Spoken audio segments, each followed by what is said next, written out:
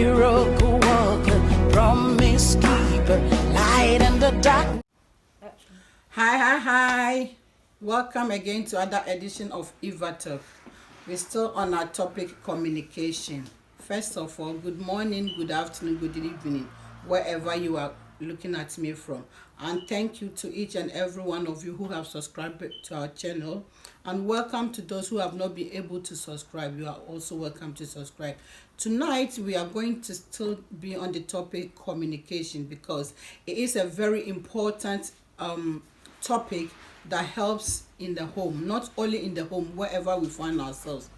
Tonight we are going to continue because from the weeks before we talk about importance of communication.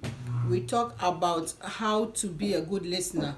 We talk about validating the feelings of your child when communicating. We talked about how to give them compliments whilst communicating. We also talked about doing things together during communication. This evening is going to be the finalized part of the communication, which is building your home based on communication. How can we build our home based on communication? Because we are living with our children, we are living with our partners. In home, we should know how to talk to each other. When we have children in the midst, especially when we have partners or husbands with us, when we are talking, we should know the words that we use. We should know how we go about our communication because remember, we are role models for our children. Whatever we do, they look up to us and imitate whatever we do. So let's say if I'm with my husband and I'm talking harshly to my husband, definitely my children are going to learn. Especially, most of these things happen when we are on the dining table. A little conversation will turn to something argument, and then there'll be a big issue out of it. So what I say is, when it comes to this part, we should know how to choose our words because the Bible says there is power on our tongue. Whatever we say with our tongue, in fact, it comes to pass. So we should be mindful of the words that comes out of our mouth. As parents, sometimes when we are angry, we say things to our children which I think is not fair. I'm there as well. I'm not being exempted. But what I'm saying is we should learn how to drift from those issues because we should compliment them more than being rude or telling them the negative part of it. We can tell them things even if you are angry. The Bible says, don't let the sun go on upon your anger as a Christian.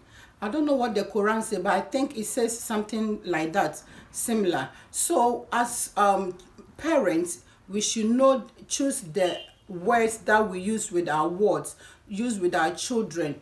We cannot be using F words at home. We cannot be using words that will, because when you are a parent and you use certain words at home, when the kids go out to school, they intend to say it outside. So when the teachers, how did you know? Who told you? Oh, mom or dad says it at home. Which is, we are not being a good role model to these children. When we talk about an ideal home, example of an ideal home is where parents, children, or carers and their wards all work together. Example of an unideal home is where in the Bible, Prophet Eli refused to bring his children back to tell them what is right or to correct them, which end them up, the kids end up dead. So when we are communicating with our children, we should be able to do it in a way that they feel comfortable in our midst. They are able to disclose what we don't know to us.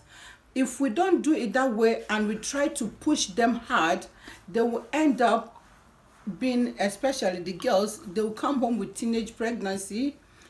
Some of them will be drug addicts. Some of them will join gangs, and then some will end up in prison. The long term is some will be, what they say, knife crimes and all this. When you hear your child going through that, as a parent, you're not comfortable to hear that. So I'm urging all parents, all children, we should listen to our parents. Whatever they tell us, we should be able to listen to what they are telling us and follow their instructions.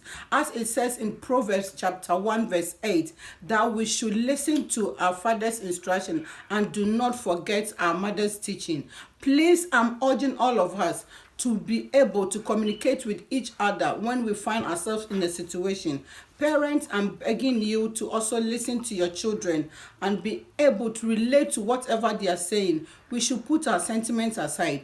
We should be able to listen to them, put ourselves in their shoes and know what they are going through, because trust me, they go through a lot, but some of them cannot tell us, so we don't know what goes on in there. So I will tell all parents, as I'm one of them, that we should be able to be good listeners. We should validate the feelings of our children. We should compliment them, give them good remarks. And when we do that, I pray the Lord will help us, and we are going to have an ideal home and have good children that we are all praying for. Thank all of you for listening to this video. You are welcome to subscribe. I thank each and everyone who has been able to subscribe already. May the Lord bless and protect all of us till we meet again next time. Bye. Miracle worker, promise keeper, light in the dark.